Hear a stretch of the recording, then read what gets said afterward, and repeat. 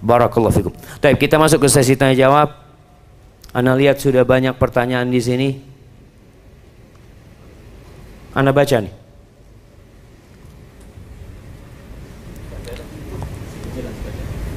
Nah, fadhal. Assalamualaikum Ustaz. Semoga Ustaz dan kita semua dalam keadaan sehat. Ustaz, bagaimana hukum seorang penjaga keamanan atau satpam tidak sholat Jumat? Apakah itu dosa pimpinan atau dosa pribadi? Masya Allah.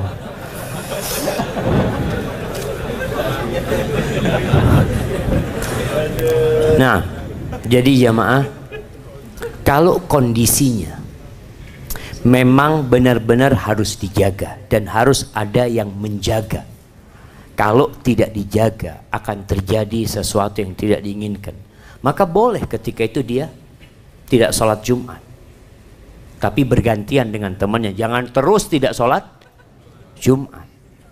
Maka tetap harus berusaha untuk tidak selalu meninggalkan sholat Jumat. Katakan kepada atasannya, Ana jangan terus-terusan, gantianlah. Karena kesian anak kadangkala bukan hanya pekerja jemaah, yang kerja di airport itu kadangkala mereka meninggalkan sholat Jumat. Kalau antum terpaksa boleh, kadangkala nggak terpaksa, cuma duduk-duduk doang. Allah mengatakan fattaqullaha mastata'tum, bertakwalah kepada Allah semampu kalian. Dan berkaitan dengan Jumat, kalau dipanggil untuk sholat Jumat tinggalkan semuanya. Tapi kalau memang tadi, kalau ana tinggalkan akan terjadi perampokan, pencurian, kekacauan terjadi, maka tatkala itu antum boleh menjaga. Tapi dalam penjagaan itu antum terus mengingat Allah Azza wa Jal. Antum lihat kadangkala di Mekah itu imamnya sholat, ada polisi yang jaga, dijagain. Karena pernah terjadi sesuatu yang tidak diinginkan. Maka pada waktu itu jadi uzur dia untuk tidak sholat Jumat. Tapi ingat, tidak selalu. Dan usahakan kalau ada yang non muslim, ada yang kafir, ya biarlah dia yang jagain. Antum gantian sama dia. Antum katakan, ana ganti antum, gaji ana hari itu buat antum, full ana kasih antum semuanya. Nggak apa-apa, demi untuk beribadah kepada Allah Azza wa Jalla. Barakallahu fikum. Nah, selanjutnya ada dua pertanyaan, tapi saya singkat Ustaz. Yang pertama, Ustaz kerja di kantor pajak halal atau haram? Pertanyaan selanjutnya dari Sahrudin Banten, apakah rezeki halal dan haram yang kita dapatkan sudah ditulis di Lauhul Mahfuz atau tergantung kita yang mencarinya? Jika rezeki sudah ditulis untuk saya 100 triliun dolar, tapi saya banyak melakukan dosa, apakah Allah tetap memberikannya kepada saya yang berdosa atau tidak memberikannya? barakallahu fikum. Nah, kalau berkaitan dengan kerja di kantor pajak, kayaknya itu Ustadz Irwandi yang bisa jawab. Jadi memang ana berharap negeri kita bisa memiliki pendapatan yang lebih berkah daripada menarik pajak tersebut. Sedih ketika melihat ya supir Mikrolet makan di warung, dia harus bayar pajak, padahal penghasilan dia sangat sedikit sekali. Dan sebuah negara boleh ngambil pajak dari rakyatnya dalam kondisi darurat, ketika memang negara itu tidak memiliki sumber pendapatan. Ketika di satu kondisi, ya kalau ana lihat pada waktu umat Islam mau menghadapi Tatar di Ain Jalut, itu Sultan Qutus pada waktu itu bermusyawarah sama ulama, gimana kita nggak punya duit ini, boleh nggak kita ambil uang dari rakyat, kata dia. Dikatakan oleh ulama pada waktu Al-Izz bin Abdul Salam, boleh dengan catatan semua yang ada di perbendaharaan kerajaan itu dikeluarkan semua, dan nggak cukup baru engkau ambil dari rakyat pada waktu itu. Dan akhirnya Allah kasih berkah kehidupan seperti itu. Adapun pertanyaan yang kedua berkaitan dengan apakah rizki kita sudah ditulis di Lauhul Mahfuz? Ya, semuanya sudah ditulis. Bukan cuma rizki, hidup dan mati kita pun udah ditulis. Jadi kalau antum mengatakan kalau rizki ana mamanya berapa? 100 triliun dolar. 100 triliun dolar. Insyaallah. 100 triliun dolar itu sama 2 rakaat sebelum subuh lebih bagus mana jemaah? 2 rakaat sebelum subuh. Antum mungkin, aduh betapa besarnya 100 triliun. Aduh dengan 2 rakaat sebelum subuh kalah tuh jemaah. Kalau rezeki antum 100.000 triliun dolar lagi jemaah. Udah ditulis di Lauhul Mahfuz. Apakah tetap akan sampai kepada antum walaupun antum melakukan dosa? Yang pertama, antum tidak tahu dengan yang ada di Lauhul Mahfuz. Kita nggak tahu. Yang kedua, tugas kita berusaha dan bekerja, memohon kepada Allah Azza wa Jalla. Yang ketiga, tinggalkan dosa, karena dosa itu termasuk penghalang dari rizki. Innal abda la yuhramur rizq bidzambi yusibuhu. Hamba itu bisa dihalangi dari rizki gara-gara dosa yang dia lakukan. Gara-gara dosa antum kehilangan rizki antum. Kalau antum berpikir rizki itu hanya duit, bukan jemaah. Bisa jadi rizki kita itu 2 rakaat sebelum subuh. Bisa jadi rizki kita itu sholat malam. Sebagian ulama mengatakan gara-gara aku berbuat dosa 4 bulan nggak bisa sholat malam. Kehilangan rizki yang besar jemaah. Kata Allah tentang rizki itu, ma indakum yanfat wa ma indallahi baq. Yang ada pada diri kalian itu habis. Yang di sisi Allah itu yang kekal dan abadi. Kalau antum punya duit 100.000 triliun dolar, antum bawa mati. Yang ada orang kepingin antum cepat mati. Ada gimana mati bagi-bagi fulus. Barakallahu fikum. Na'am.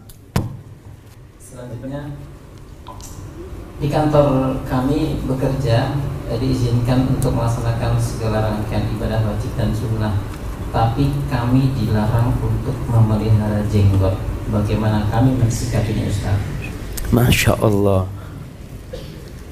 Mungkin kalau piara jenggot bisa kebakaran. Iya. Kita tahu setiap warga negara Indonesia itu dijamin kebebasannya melaksanakan agama dia.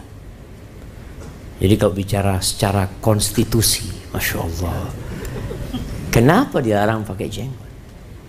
Itu ajaran Islam. Semua nabi pakai jenggot, semua nabi. Nabi Isa alaihissalam berjenggot, Nabi Musa berjenggot, Nabi Ibrahim berjenggot, semua nabi berjenggot. Makanya kalau dilihat, ya ini termasuk sesuatu yang perlu kita rubah.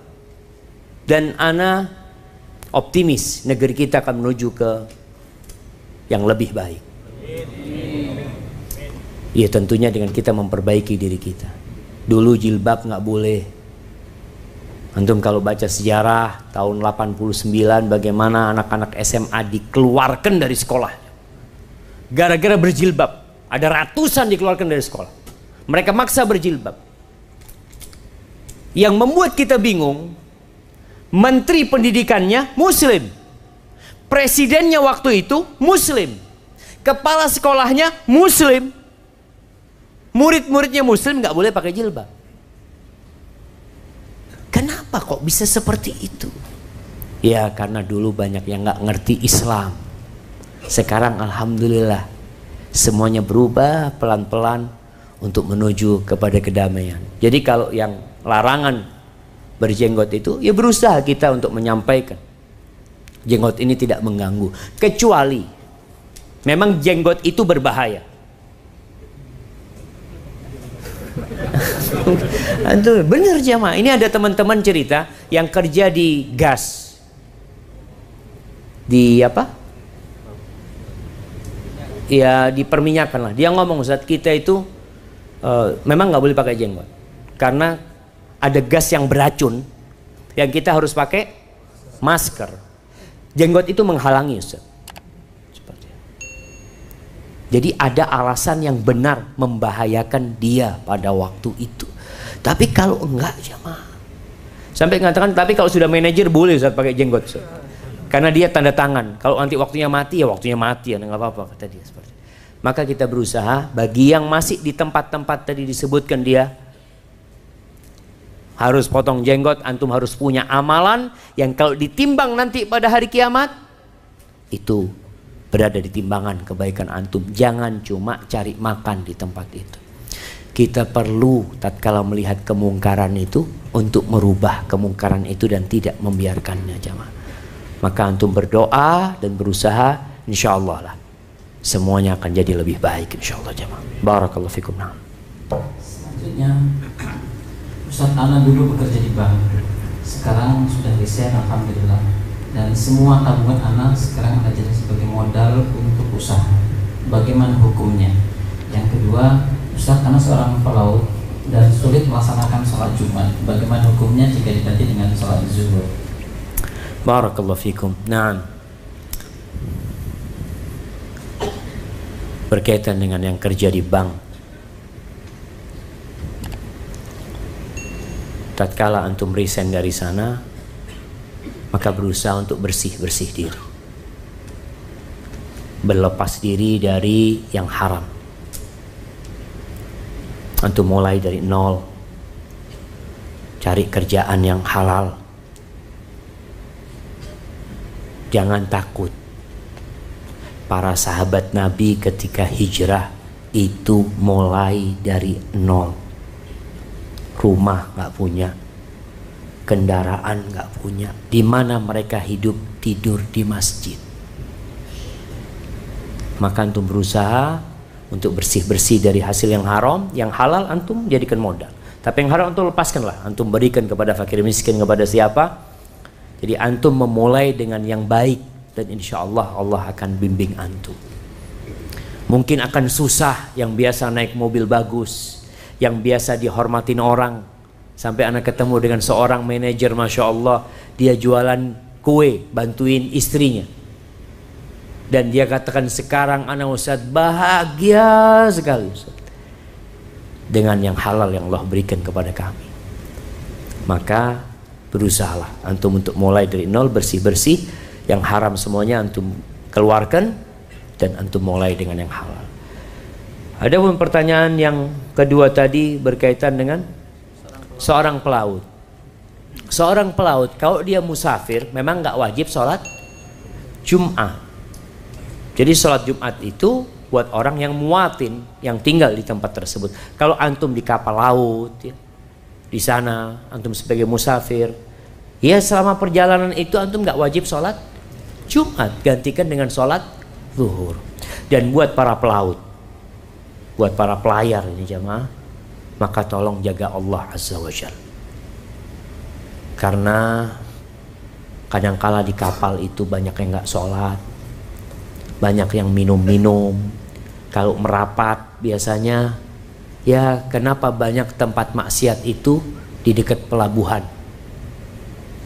Karena seperti itu. Banyak orang-orang yang tidak menjaga Allah Azza wa Jalla. Usahakan ketika antum berada di kapal tersebut, antum jadi lentera buat mereka, menerangi teman-teman yang ada di sana. Barakallahu fikum. Selanjutnya, apa Ustaz, bolehkah menggunakan uang syubhat yang didapatkan dari kantor untuk bayar pajak motor misalnya? Yang kedua, Ustaz, bidang kerja apa atau tempat kerja apa saja yang diharamkan dalam Al-Quran? Masya Allah, ini kajian khusus antum. Iya jemaah, berkaitan dengan uang syubhat, ya. Seorang muslim itu berhati-hati.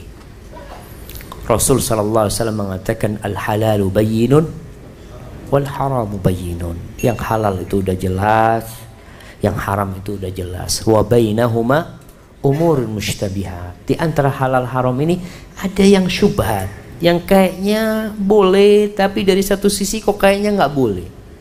Apa tugas kita? Yang syubhat itu tinggalkan. Itu lebih selamat buat kita. Adapun kalau bertanya mana yang halal dan mana yang haram, sejatinya yang haram itu terbatas. Jadi yang haram itu terbatas, yang halal tidak terbatas. Jadi yang haram itu sudah disebutkan.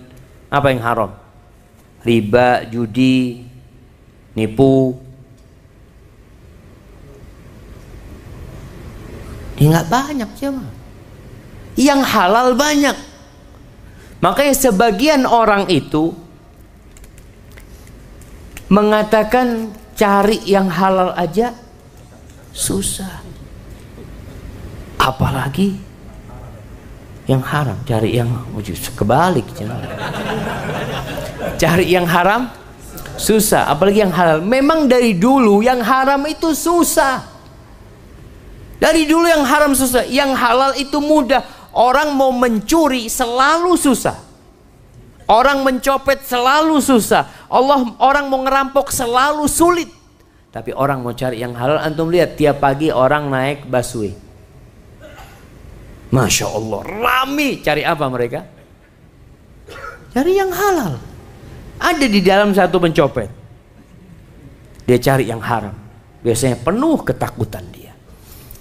Maka nasihat anak tadi, kita perlu belajar. Ketika antum mau bekerja, antum tanya, konsultasi kepada guru agama, kepada orang yang ngerti agama. Ustadz, kerjaan anak boleh apa enggak? Karena ada sebagian ustadz yang mungkin kerjaan kamu ini ya syubhat, tapi antum banyak sodakoh aja. Gimana banyak sodakoh? Tadi katanya sodakoh dari yang halal. Kalau syubhat di sodakoh kan nggak dapat pahala gitu. Hadza wallahu a'lam bishawab. Selanjutnya, Ustaz, Anda bekerja di sebuah kantor yang lingkungannya karyawannya suka gibah atau membicarakan orang lain, dan Anda bergabung dengan lingkungan seperti itu hingga Anda resign. Nah, tatkala Anda mencoba untuk cuek, HRD malah memberikan SP untuk Anda. Mohon pencerahannya Ustaz. Barakallahu fiik. Nah, seorang muslim itu harus gaul. Kata Nabi SAW, alladhi yukhalitun nas wa yasbir ala adahum khairun min alladhi la yukhalitun nas wa la yasbir ala adahum. Yang gaul sama manusia dan sabar disakiti oleh mereka, diganggu sama mereka, lebih baik daripada muslim yang gak gaul, yang dia menyendiri dan tidak sabar disakiti oleh manusia.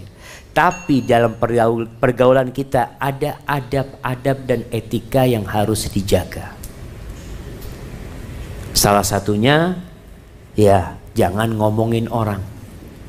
Kalau ternyata dalam pergaulan itu mereka sibuk gibain orang, di sini tugas seorang muslim menjadi lentera yang menerangi. Antum harus mewarnai mereka. Kadangkala teman-teman ngobrol ini nggak punya bahan yang diobrolkan, nggak ada. Bahan paling mudah untuk diobrolkan apa? Daging manusia, riba, ngomongin orang. Jadi ketika mereka ngomongin orang, antum sampaikan, afwan lah, kita kalau bisa ngomongin yang lain lah. Ustaz, nanti anak dibenci sama teman, biar mereka nggak suka sama antum. Kita itu nggak harus mencari keridhaan manusia.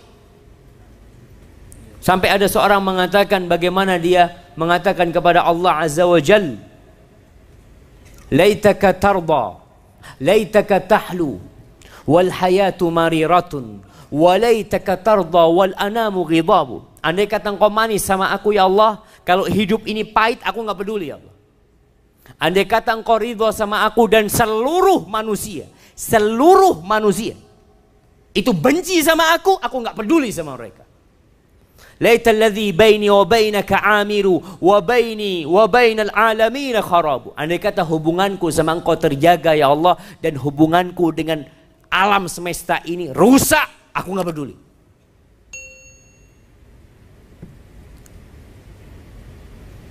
Apa kata orang yang mengatakan, ya Allah, kalau cintamu benar ya Allah,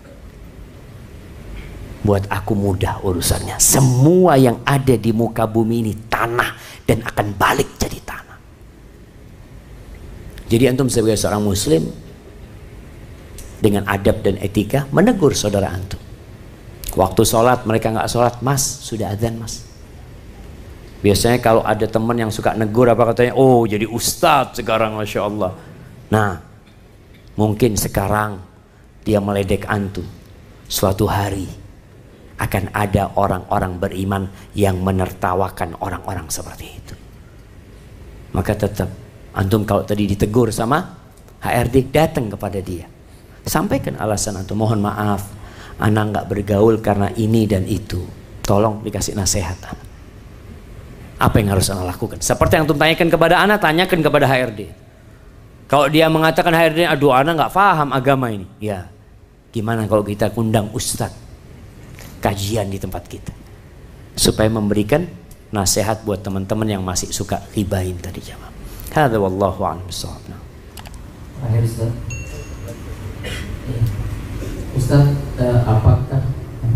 bagaimana hukumnya menikahi janda dengan wali hakim karena orang tua si janda tidak setuju dan tidak menerima anak? Padahal anak sudah sering jalan bareng bersamanya saat berangkat kerja maupun pulang. Padahal anak sering sholat, sedekah, dan melakukan amal-amal kebaikan yang lain. Tapi kenapa anak masih bermaksiat? Apakah ada hubungannya dengan pekerjaan yang kurang halal? Anak bekerja di perusahaan di mana sumber dananya dari bank, padahal perusahaan anak jual beli sembako, tapi modal perusahaan dari bank. Jazakallahu khair. Barakallahu fikum jamaah. Ya antum kalau jandanya nggak mau sama antum, dicari yang gadis. Tapi yang jadi masalah jandanya mau sama antum. Akhirnya antum berusaha untuk menghalalkan hubungan itu walaupun tidak diridhai oleh walinya. Tapi janda ini memang berhak menikahkan dirinya, tapi bukan berarti tanpa wali. Kalau walinya tidak mau menikahkan, maka antum bisa, bukan antum, calon istri antum itu bisa melakukan gugatan wali adl. Di pengadilan agama itu ada wali yang menghalangi putrinya atau saudarinya untuk menikah. Kalau alasannya tidak syar'i, nanti perwaliannya akan dipindahkan oleh hakim kepada yang berhak. Tapi mungkin itu tidak terlalu penting buat antum, karena ana lihat ya antum sebutkan tadi, antum suka jalan bareng sama dia. Banyak terjadi perzinaan jamaah gara-gara ikhtilat, campur baurnya laki dan perempuan. Ada seorang teman, dia pernah ada ribut sama istrinya, akhirnya dia mungkin sebulan tidur di hotel. Subhanallah, selama dia di hotel dia sering melihat teman-teman sekantor dia berzina. Nauzubillah. Pulang kerja nggak pulang ke rumahnya, ke hotel dia lihat. Loh ini teman-teman. Kenapa? Karena pergaulan bebas tadi, berduaan, ngobrol bareng ya. Padahal fitnah terbesar kaum lelaki itu perempuan. Kalau antum dititipin uang 1 triliun antum, nah kalau kita titipin di kamar antum fulus 1 triliun, kira-kira aman nggak? Aman insyaallah. Kalau kita titipin 1 janda di kamar antum, 1 bukan 1 triliun, 1 janda. Wallahu alam, kita anak kasih hadiah buat antum, masya Allah. Wallahi jamaah, wallahu alam, sahih jamaah. Nggak tahu kita jamaah. Makanya tugas antum yang pertama adalah bertobat kepada Allah Azza wa Jalla. Minta ampun sama Allah. Katakan kepada perempuan itu, sudah, ana akan melamar antum, kalau ditolak tolong anti urusin perwaliannya. Antum mau bantu tafadhol, tapi hubungan ini harus diputus. Jalan-jalan bareng ya, ngobrol bareng, makan bareng. Ada banyak dosa yang dilakukan sebelum pernikahan yang menyebabkan pernikahan tidak berkah. Sebagian orang naudzubillah sudah berzina sebelum nikah. Ketika dia menikah, dia pikir dosa zinanya selesai. Siapa yang bilang selesai? Akan ada hisab, kecuali antum bertobat dan tobatnya diterima oleh Allah Azza wa Jalla. Kalau antum katakan apa mungkin ini karena dampak pekerjaan, banyak dampak yang menyebabkan kita itu terhalangi dari kebaikan. Salah satunya makan yang haram. Maka tugas antum adalah bertobat kepada Allah Azza wa Jal. Katakan kepada perempuan ini, sudah sampai di sini, anti urusan surat itu, ana akan jaga diri ana. Kalau tidak jamaah, tadi hidup kita akan jauh dari berkah. Kerjaan kita yang harapannya ya bernilai ibadah, akhirnya jadi untuk bermaksiat kepada Allah Azza wa Jalla. Hadza wallahu a'lam bissawab. Nah. Terakhir saya lagi. Nah. Ini permohonan dari DKM. Apakah pelayanan kepada jamaah tidak maksimal, yaitu dengan tidak menyiapkan tempat istinja yang tidak sunnah alias kencing berdiri padahal dana ada? Masya Allah. Taib, memang DKM masjid itu bertanggung jawab memberikan pelayanan yang sesempurna mungkin buat jemaah yang sholat. Ketika masjid itu wangi, ketika masjid itu nyaman, ketika DKM itu Masya Allah karpetnya dibelikan yang empuk, insya Allah setiap orang yang sholat dia akan dapat pahala. Kalau bicara toilet ini di banyak masjid memang ya kurang bersih. Sampai kita di Jember itu mudah-mudahan bisa terwujudkan. Kita mau bikin tim yang kerjanya cuma bersih-bersih toilet dan tempat duduk masjid. Kita akan kirim tuh, bersih-bersih itu aja. Kalau masjidnya kadang-kala bersih, toiletnya yang nggak bersih. Adapun berkaitan dengan tadi istinja, kembali kepada hukum, kencing berdiri ini boleh apa tidak? Boleh apa tidak? Ada yang bilang boleh, ada yang bilang tidak. Jadi masalahnya memang ada khilaf di antara para ulama. Rasul SAW pernah kencing berdiri, tapi kebiasaan beliau kencingnya duduk SAW. Tapi bukan berarti kencing berdiri bid'ah. Itu bid'ah kencing berdiri, enggak. Yang sunnah artinya yang lebih sering Nabi SAW adalah duduk. Tapi kencing berdiri diperbolehkan, tidak dianjurkan. Kalau pihak masjid bisa memberikan tempat kencing yang lebih tertutup jamaah, bukan cuma masalah berdirinya. Kalau berdiri tadi Anda sampaikan ada khilaf di antara para ulama. Masalahnya itu tertutup. Kadangkala orang kencing itu sambil ngobrol dilihat. Astagfirullahaladzim. Yang ini dosa.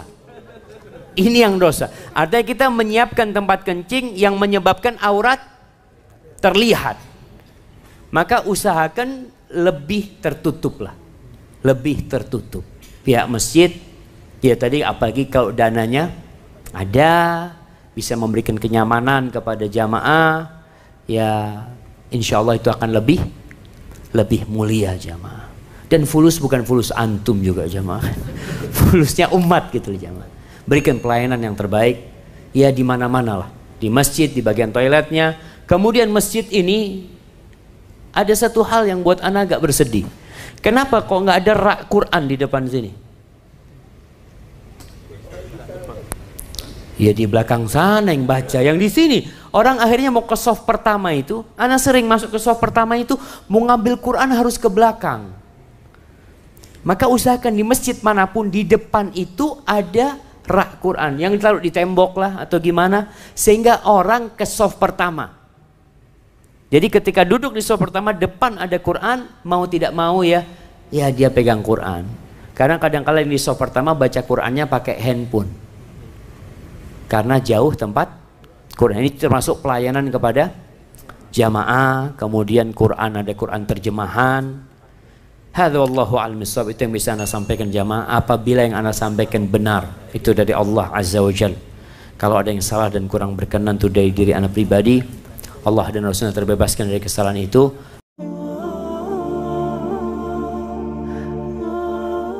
Sedangkan kita mayoritas.